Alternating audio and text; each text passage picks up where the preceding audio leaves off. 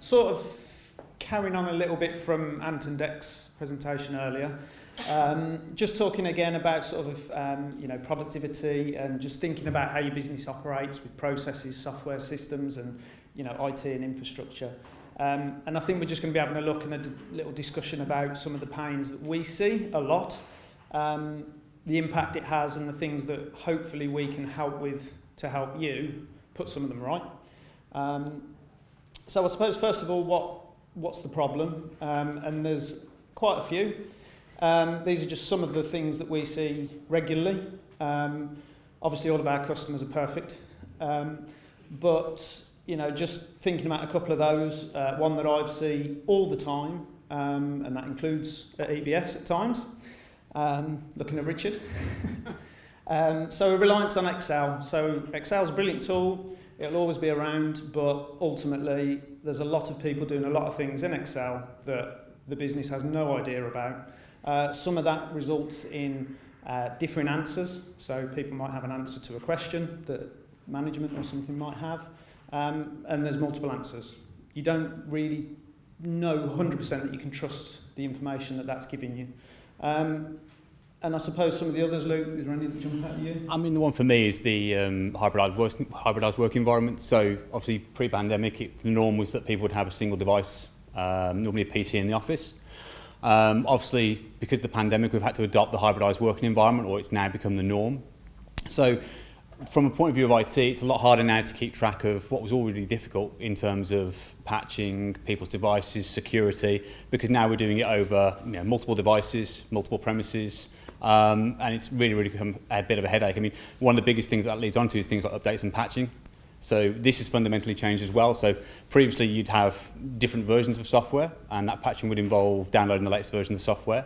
But now everything has just a patch. It's just a patch you download and you apply.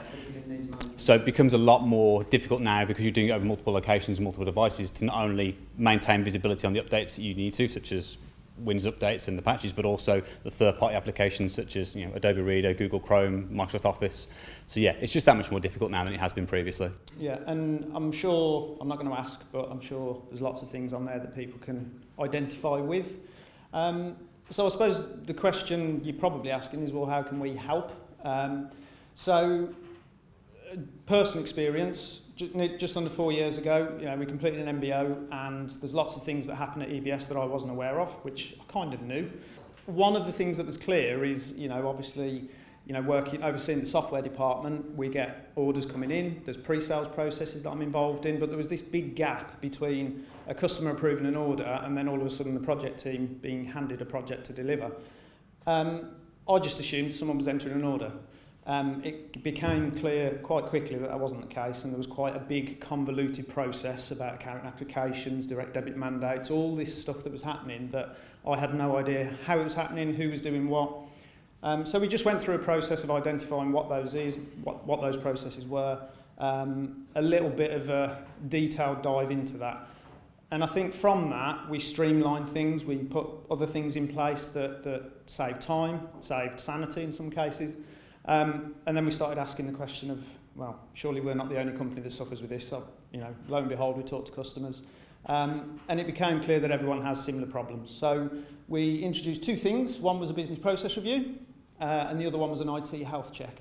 So a business process review is aimed more at the sort of software and process side of the business. And it's designed to be a detailed look at all things software and processes to produce a summary of business inefficiencies and pain points. And hopefully, in our opinion, a list of improvements and potential solutions. Now, whether that be software, whether it be utilising what you've got better or in a different way, or utilising the people that you've got, because a lot of the benefits to a business come from the people within it. And it's just about making them more efficient. And then the other thing? Yes, the other thing is the IT health check. So just as Simon's mentioned there, that we need to be frequently reviewing the systems and processes that people have in place. We also need to review the IT infrastructure that underpins them or that they utilise. So that's where the IT health check comes in. So it's just a thorough, objective audit of your IT infrastructure. So that's right from the internet coming into the building to what devices are currently in use and whether best practice is being adopted. I would point out the little point at the bottom there, we put such a high degree of importance on this that we, since introducing the health checks, we offer these now to our IT support customers free of charge annually, just because we need to make sure that we're doing everything we can to help you guys be as secure as possible. Yeah, and I think both of them, as we'll see in a minute, they kind of go hand in hand as well. So there's a lot of times when we do a business process review and realise, right, an IT health check's needed, or the other way around. So just very briefly, and I won't go into massive detail at all, don't worry, business process review, so it normally is an on-site process. So an overview of the business, where's it been, where is it currently, and where does it want to go, and what's the goals ultimately. We then have normally a physical walk around of the company, so we get context of, when we're talking about processes and systems and people, we get an idea of what that actually feels like and looks like. Then we dive into the detail of some of those processes with teams, management, users, and I suppose the emphasis is on users because a lot of the time we find that people will talk to us more openly than they'll talk to their boss. And a lot of the pains and frustrations come from that, which is the next point. So we'll try and draw up a list of what the pains are, whether that be a specific person's pain, a team, or the overall business. Then throughout all of that, we'd hopefully identify some KPIs. What does the business need to know to be able to deliver on its goals? And then from that, identify a list of risks. And those are risks to the business, effectively, and to the goals of the business. From that, we'd get a report which will list, hopefully, a summary of the visit, what we believe the critical issues are. Secondary issues, so these are, critical issues generally would be things that you need to discuss, decide upon, think about now. Secondary issues would be, they're a pain, they're a problem, but you could probably live with them for a bit. And then wish lists, so these are the kind of, in an ideal world, this would be not a problem anymore. From that, a list of risks and hopefully a list of solutions and mitigations to reduce some of those risks. Couple of very brief examples, obviously names and things omitted, but this was one, we had a customer who had 4 directors of the business and 1 owner. The owner wasn't in the company, but required a weekly update from the 4 directors. Took those 4 directors a full day per week each to produce those KPIs from all the business data, from all the systems they had in place. The owner didn't know that. He thought it was a click of a button. It now is a click of a button, although they have gone through a 2-year process to get that solved. But it's just an example. Another one, company with, a manufacturing company that had a load of stock data and bill of material data, which they thought was accurate. We dived into that data with them, went through it, raised some questions, concerns, and it turned out that the profitability on some of their high usage products was actually making a loss. But they've been able to rectify that and are now in a much better place. Couple of statty type stuff, but it's about identifying what you need to act on, what is actually a problem, and what you can live with. And I suppose, the biggest thing here is that, a lot of businesses are adversely affected by inefficiencies and the costs associated with it. And the worst impact is, if that starts to impact cash flow. And I suppose from what we see, the easiest solution to inefficiency is to recruit more people. The impact is cash flow. You're going to start paying more money for people to do inefficient processes. So in terms of the investment, I suppose, know the cost of not doing anything. So once you identify what the problems are, which hopefully we, through a business process review, we can help you do that. You know what the problems are, what the impact of them is, so how long can you live with them, effectively. So what will it cost you as a business to not do anything? More importantly, what will it cost you to do something? So you've identified the problem, you know roughly or what your options are to sort it, or what's the cost of doing that? Is it worth doing? But more importantly, it's about knowing what the problems are and, again, identifying tipping points. So when a certain point is reached, that's when you can start to implement a plan, which hopefully you'll have already. So moving on to the IT health check. So very similar to the business process review. So it would normally involve an on-site visit from one of the technical team. The initial stages would be an initial walk around. So this will detail the physical infrastructure that's in place.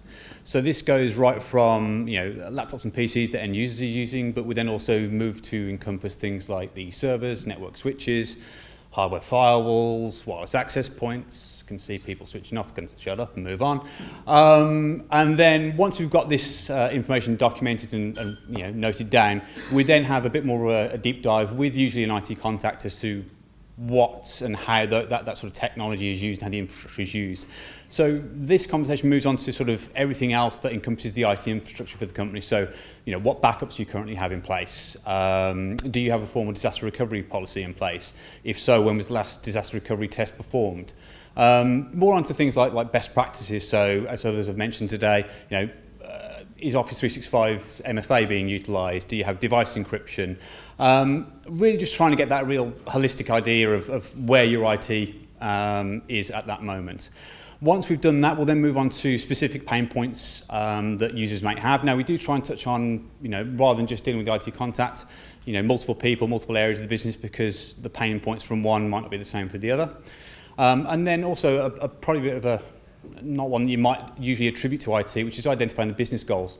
So a good example of this would be things like business accreditations. So it's a lot more common now for industries to have certifications that they need to adhere to. So this could be things like ISO accreditations, or it could be things like the security certifications, like the Cyber Essentials that other people have mentioned today. After we do that, similar to the business process report, we'll then get the health check report compiled for you, and then the final stage is a full report where we'll detail the same sort of thing. Critical issues, so this is where we've got the most level of priority, where you are either suffering because of a lack or a gap in your IT infrastructure, or somewhere where you've got a potential risk because of cyber threats or what have you. And then we'll obviously move on to secondary issues, any of the risks, solutions and mitigation measures, and then at the end there'll be a compliance score. We obviously use a pretty easy to understand traffic light system there, and we do make sure that all the information that's on there, one, it's not just the issue we found, but it's also why it's a problem and also what the solutions are and how you could potentially remediate it. But also it's written in plain English. Again, conscious of the fact that a lot of the time that we'll be detailing this to probably an IT contact who might be a bit more conversant with IT matters than necessarily everyone else would, and the fact that they might need to then go ahead and review this with maybe a senior management team after the fact. So we do make great efforts to try and make sure that it is understandable, really easily accessible, and finally the score at the end.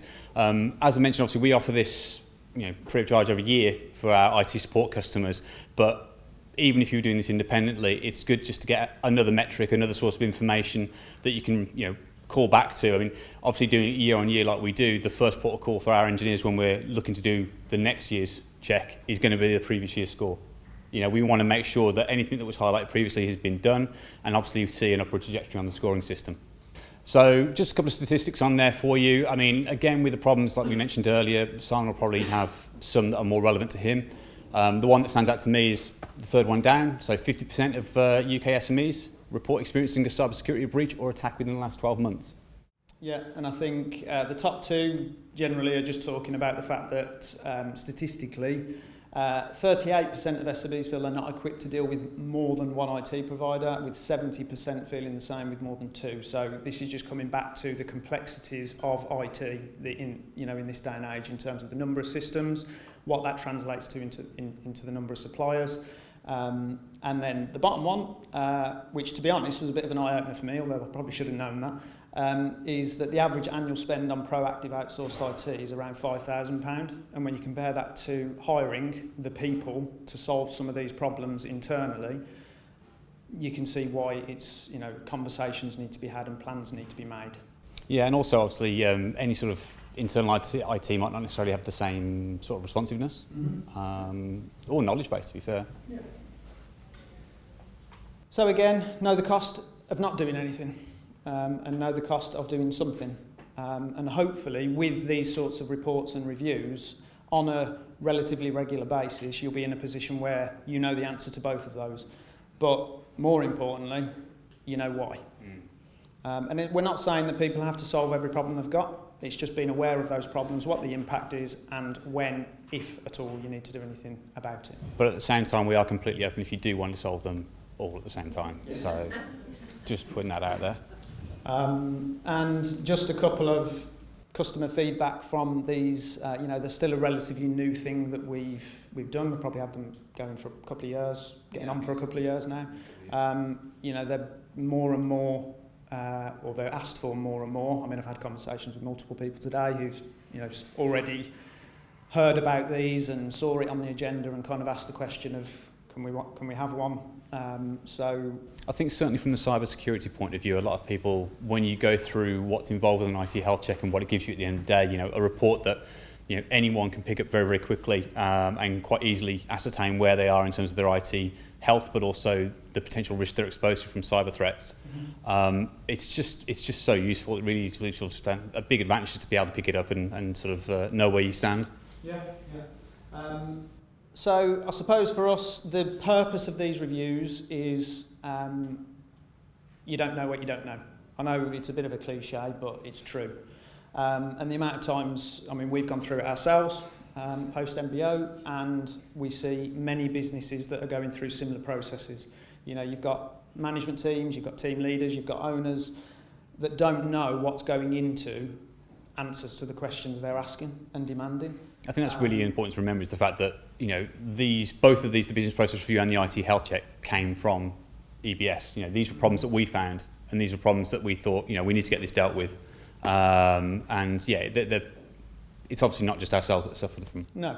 And it's just about understanding why, quantifying what you can do to mitigate or solve, and then deciding whether you need to or want to. So yeah, thank you.